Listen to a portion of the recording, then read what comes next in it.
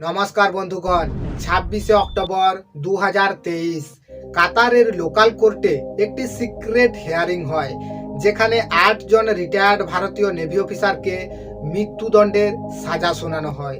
ওই ৮ ভারতীয় নেভি অফিসারদের মধ্যে কেউ ছিলেন গোল্ড মেডেলিস্ট, তো কাউকে প্রবাসী ভারতীয় অ্যাওয়ার্ড দিয়ে সম্মানিত করা হয়েছিল। ২০২২ সালে কাতার ডিফেন্স এজেন্সি ওই ৮ ভারতীয় নেভি অফিসারকে অ্যারেস্ট করেছিল, কিন্তু বিষয়টিকে এতটাই কনফিডেন্সিয়াল রাখা হয় কি নেক্সট হিয়ারিং এর ডেট পর্যন্ত বাইরে পাবলিশড হতো না। এমনকি ওনাদেরকে অ্যারেস্ট করার পর ১ মাস পর্যন্ত ওনাদের ফ্যামিলিও জানতো না কি ওনারা কোথায় আছে। না তো কাতার গভর্নমেন্ট এই ব্যাপারে অফিসিয়ালি কোনো স্টেটমেন্ট দেয়, আর না ইন্ডিয়ান গভর্নমেন্ট। নিউজ এজেন্সির রিপোর্ট অনুযায়ী ওই ৮ ভারতীয় নেভি অফিসার কাতার এবং ইটালির একটি সিক্রেট নাভাল ডিলের ইনফরমেশন ইসরায়েলকে ফরওয়ার্ড করে দিয়েছিল। তো প্রশ্ন হচ্ছে কি ওই ভারতীয় নেভি অফিসার কাতার পৌঁছালো কিভাবে? কি ছিল ইটালি এবং কাতারের ওই সিক্রেট ডিল? ভারত সরকার কি পারবে ওই ৮ ভারতীয় নেভি অফিসারের মৃত্যুদণ্ডের সাজাকে মাফ করাতে? তো আসুন পুরো বিষয়টিকে বিস্তারভাবে জানার চেষ্টা করি। 8 Indian Navy veterans have been death by a court in Qatar. Qatar में 8 भारतीयों को मौत की सजा। ये 8 लोग नौसेना के पूर्व अधिकारी हैं। সৌদি আরবিয়ার পাশে অবস্থিত ছোট্ট একটি দেশ কাতার। ১৯৭১ সালে ব্রিটিশ কাতার ছেড়ে যাওয়ার পর সৌদি আরবিয়া কাতারকে সিকিউরিটি প্রোভাইড করে, কিন্তু কাতারে যখন ন্যাচারাল গ্যাস এবং ওয়েলের ডিসকভার হয়, তো কাতারের king Hamad bin Khalifa Al Thani কাতারকে একটি ইন্ডিপেন্ডেন্ট স্টেট বানানোর সিদ্ধান্ত নেয়। এরপর কাতার নিজের সিকিউরিটি নিজেই মেনটেন্স করতে শুরু করে। ওয়েল এবং ন্যাচারাল গ্যাসের কারণে কাতারের কাছে টাকা তো ছিল প্রচুর, কিন্তু এই সিকিউরিটিকে মেনটেন্স করা কাতারের কাছে একটি চ্যালেঞ্জের বিষয় হয়ে দাঁড়িয়েছিল। কারণ আজকের দিনে কাতারের পপুলেশন কলকাতার থেকেও অনেকই কম। যেখানে কলকাতার পপুলেশন ১.৫ কোটি, সেখানে কাতারের পপুলেশন কেবলমাত্র ২৭ লক্ষ, যার মধ্যে ৮ লক্ষ ভারতীয় নাগরিক।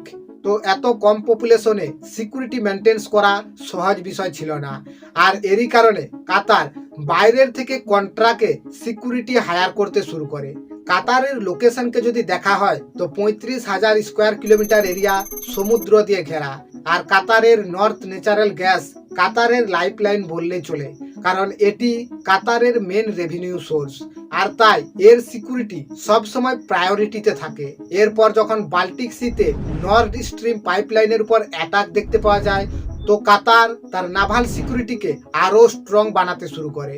২০১৪তে ওমান এয়ারফোর্সের একজন রিটায়ার্ড অফিসার খামিস আল আজমি একটি ডিফেন্স কনসালটেন্সি সার্ভিস বানায়, যার নাম ছিল ধারা global technology and consultancy service. এর অফিস ছিল কাতারের দোহাতে। এর মূলত কাজ ছিল ডিফেন্স সার্ভিস প্রোভাইড করা, মিলিটারি ইকুইপমেন্ট, ট্রেনিং, লজিস্টিক এবং এর মেনটেনেন্স। এরপর খামিস আল আজমি কাতারের মেজর জেনারেল তারিক খালিদ আলের কাছে পৌঁছায় এবং ওনাকে একটি প্রপোজাল দেয় যে আপনাদের এই যে কাতার এমির নাভাল এয়ারফোর্স আছে, এর মেনটেনেন্সের দায়িত্ব আমাদেরকে দিয়ে দিন। আর এটি শোনার পর কাতার গভর্নমেন্ট খামিস আল আজমির এই প্রপোজালকে অ্যাকসেপ্ট করে নেয়। কাতার গভর্নমেন্ট যখন ধারা কোম্পানিকে কন্ট্রাক্ট দিয়ে দেয়, ২০১৫-১৬তে ধারা কোম্পানি হায়ারিং শুরু করে। অল ওভার ওয়ার্ল্ডের রিটায়ার্ড নেভি অফিসারদেরকে রিক্রুট করা হয়, কারণ ওনাদের কাছে ডিফেন্স সম্পর্কে অত্যন্তই অভিজ্ঞতা আছে। আর এই হায়ারিংয়ে ৭৫ জন ভারতীয় রিটায়ার্ড নেভি অফিসারকে নিয়োগ করা হয়েছিল। আর এই ৭৫ জন অফিসারের মধ্যেই ছিলেন ওই ৮ ভারতীয় নেভি অফিসার। পূর্ণেন্দু তিওয়ারিকে কোম্পানির ম্যানেজিং ডিরেক্টর হিসাবে নিয়োগ করা হয়। Navtej Singh Gill, commander Sugunakar Pakala, captain B K ভার্মাকে নাভালের ডিরেক্টর হিসাবে হায়ার করা হয়। অমিত নাগপাল, সঞ্জীব গুপ্তা, সৌরভ ভাসিষ্ঠকে এক্সিকিউটিভ রোলে হায়ার করা হয় এবং রাজেশকে সেলর হিসাবে নিয়োগ করা হয়। ধারা গ্লোবাল টেকনোলজির থ্রুতে ওই নেভি অফিসাররা কাতারের ডিফেন্স সিস্টেমে কাজ করতে শুরু করে। ইতালি পুরো ওয়ার্ল্ডে নাভালের আর্কিটেকচার ডিজাইনের জন্য অত্যন্তই প্রসিদ্ধ। ইতালি সাবমেরিন, নাভাল শিপ এবং নাভাল ফ্রিগেট ম্যানুফ্যাকচারিং করে। ইতালিতে একটি ফেমাস শিপ বিল্ডিং কোম্পানি আছে, ফিনকেন্ট্রি। ২০১৬ সালে কাতার এই ফিনকেন্ট্রির সাথে $5 বিলিয়ন একটি নাভাল ডিল করে, যেখানে কাতার ইতালির থেকে 4টি স্মল সাইজ ওয়ারশিপ, 2টি পেট্রোল ভেসেল এবং একটি এমফিবিয়াসের অর্ডার দেয়। কিন্তু এই ডিল এতটা কনফিডেন্সিয়াল ছিল না। এই ডিলের ব্যাপারে নিউজ এজেন্সি সমস্ত কিছুই জানতো। ওই নেভি অফিসাররা ধারা গ্লোবাল টেকনোলজির থ্রুতে কাতারের সিকিউরিটিতে কাজ করতে শুরু করে, আর এতে কাতার অত্যন্তই খুশি ছিল। 2019 সালে কমান্ডো পূর্ণেন্দু তিয়ারিকে প্রবাসী ভারতীয় পুরস্কার দিয়ে সম্মানিত করা হয়। আর এই পুরস্কার কেবলমাত্র ওনাদেরকে দেওয়া হয় যারা ভারতের বাইরে এক্সট্রাঅর্ডিনারি কাজ করে। পার্সিয়ান গল্ফে একমাত্র দেশ হচ্ছে ইরান, যার কাছে অ্যাডভান্স টেকনোলজির স্টেল সাবমেরিন আছে। এই সাবমেরিনটি দীর্ঘ সময় পর্যন্ত জলের মধ্যে ডুবে থাকতে পারে, এমনকি ভয়ানক অ্যাটাকও করতে পারে। সাথেই এই সাবমেরিনটি সার্ভিলেন্সও করতে পারে। আর সব থেকে গুরুত্বপূর্ণ এটা কি, এই সাবমেরিনটি রেডারে ডিটেক্ট হয় না। এখন কাতার তার সিকিউরিটিকে স্ট্রং বানানোর জন্য এরকমের সাবমেরিন কেনার পরিকল্পনা নেয়। 2020 সালে কাতার ইতালির শিপ বিল্ডিং কোম্পানি ফিনকেন্ট্রির সাথে একটি সিক্রেট ডিল করে। যেহেতু ওই সমস্ত নেভি অফিসার ধারা গ্লোবাল টেকনোলজির সঙ্গে যুক্ত ছিল এবং ধারা গ্লোবাল টেকনোলজি কাতারে সিকিউরিটি সার্ভিসকে মেনটেন্স করত, তাই ধারা গ্লোবাল টেকনোলজি এবং ওই নেভি অফিসাররা কাতারের এই সিক্রেট ডিলের ব্যাপারে সমস্ত কিছুই জানতো।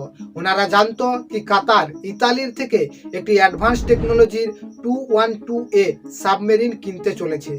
অন্যদিকে কাতারের জন্য এটি একটি বড় ডিল ছিল, কারণ কাতারের কাছে এই সাবমেরিন চলে আসার পর সৌদি আরবিয়াতে ইসরায়েলের সুপ্রিমি অনেকটাই কমে যেত। তাই কাতার কখনোই চাইতো না কি ইসরায়েল এই ডিলের ব্যাপারে জানতে পারুক, কারণ যদি ইসরায়েল জানতে পায় তো এই ডিলকে কখনো হতেই দেবে না।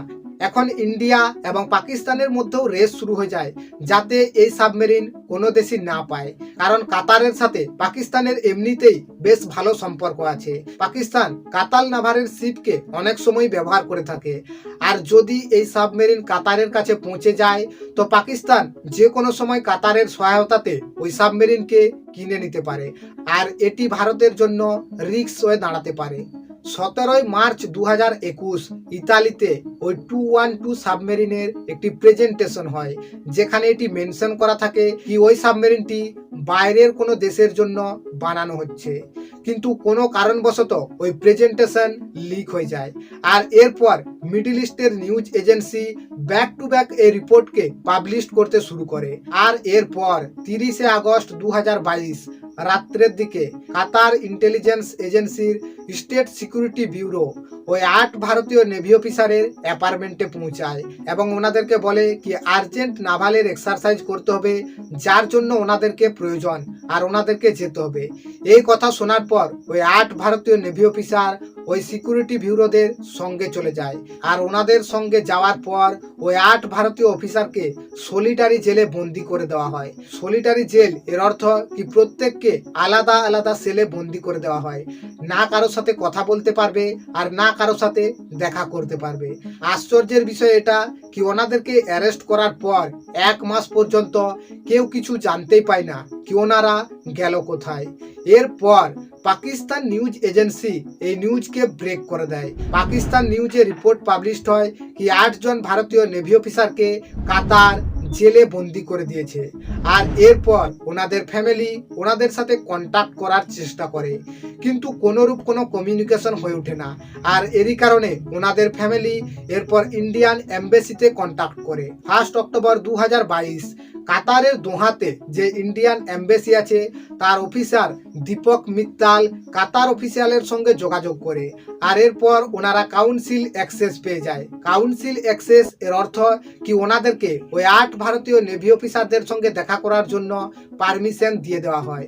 এরপর দীপক মিত্তাল জেলে গিয়ে ওই 8 ভারতীয় নেভি অফিসারের সঙ্গে দেখা করে, কিন্তু এরপরেও কোনো কিছুই স্পষ্ট হয় না কি ওনাদেরকে কি কারণে অ্যারেস্ট করা হয়েছে বা ওনাদের উপর কিসের আরোপ লাগানো হয়েছে। 3রা অক্টোবর ধারা গ্লোবাল টেকনোলজির সিও এবং ওনার খামিজ আল আজমি এই ব্যাপারে জানতে পারে, আর এরপর উনি ওমান থেকে কাতারে পৌঁছায়। কিন্তু যখনই উনি কাতারে পৌঁছায় তো ওনাকেও অ্যারেস্ট করে নেওয়া হয়। ইন্ডিয়ান এমবেসি মাল্টিপল টাইম কাতার অফিসিয়ালের সঙ্গে মিটিং করে, কিন্তু কোনো কিছুই লাভ হয়ে ওঠে না। ইন্ডিয়ান এমবেসির এই আপিলকে কাতার অফিসিয়াল ডিনাই করে দেয়। কাতার অফিসিয়াল বলে কি ওনাদের কাছে প্রুফ আছে কি ওই 8 ভারতীয় নেভি অফিসার স্পাই করছিল। কাতার এবং ইটালির এই নাভাল সিক্রেট ডিলের ইনফরমেশন ইসরায়েলকে ফরওয়ার্ড করে দিয়েছে।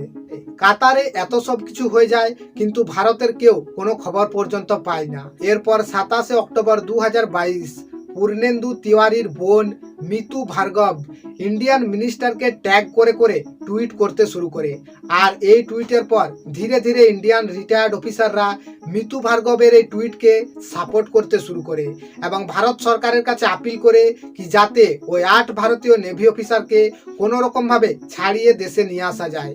আর এরই কারণে গভর্নমেন্টের উপর প্রেসার ক্রিয়েট হতে শুরু করে। তো গভর্নমেন্ট বলে কি ইন্ডিয়ান ভাইস প্রেসিডেন্ট যখন কাতারে ফিফা ইনোভেশনে যাবে তো কাতার অফিসিয়ালের সঙ্গে এই ব্যাপারে কথা বলবে। আর এরপর ইন্ডিয়ান ভাইস প্রেসিডেন্ট কাতার পৌঁছায় ফিফা ইনোভেশনে, কিন্তু যখন কাতার অফিসিয়ালের সঙ্গে এই ব্যাপারে ডিসকাস করে তো কোনো কিছুই লাভ হয়ে ওঠে না। ওমান ধারা কোম্পানির ওনার খামিজ আল আজমিকে ছাড়িয়ে নেয়, আর এতে ভারত সরকারের উপর প্রেসার বাড়তে শুরু করে। ওমান তার নিজের সিটিজেনকে ছাড়িয়ে নেয়, কিন্তু কাতার ভারতের বন্ধু হওয়ার পরেও ভারত তার সিটিজেনকে ছাড়াতে পারে না।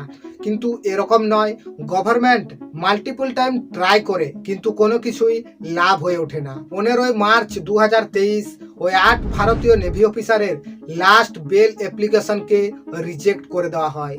এরপর 25 মার্চ ওই এক্স নেভি অফিসারদের বিরুদ্ধে চার্জশিট ফাইল করা হয়। 29 মার্চ 2023 কাতারের লোকাল কোর্টে ওই 8 ভারতীয় নেভি অফিসারদের ট্রায়াল শুরু হয়। এতটাই সিক্রেট ভাবে হিয়ারিং হতো কোর্টের মধ্যে কি নেক্সট হিয়ারিং এর ডেট পর্যন্ত বাইরে পাবলিশড হতো না। কোর্টের মধ্যে প্রসিকিউটর, ডিফেন্স লয়ার এবং উইটনেস ছাড়া কাউকে অ্যালাউ করা হতো না। 18 জুন 2023 সেকেন্ড হিয়ারিং হয়, আর এরপর ধারা গ্লোবাল টেকনোলজিকে বন্ধ করে দেওয়া হয় এবং ওই কোম্পানিতে যে সমস্ত ভারতীয় অফিসার কাজ করত প্রত্যেককেই কোম্পানির থেকে বের করে দেওয়া হয়। 1 অক্টোবর 2023 ইন্ডিয়ান এমবেসির অফিসার ওই নেভি অফিসারদের সঙ্গে জেলে গিয়ে দেখা করে এবং পরবর্তী হায়ারিং এর ব্যাপারে ডিসকাস করে। 26 অক্টোবর 2023 কাতারের লোয়ার কোর্টে ওই 8 ভারতীয় রিটায়ার্ড নেভি অফিসারকে মৃত্যুদণ্ডের সাজা শোনায়।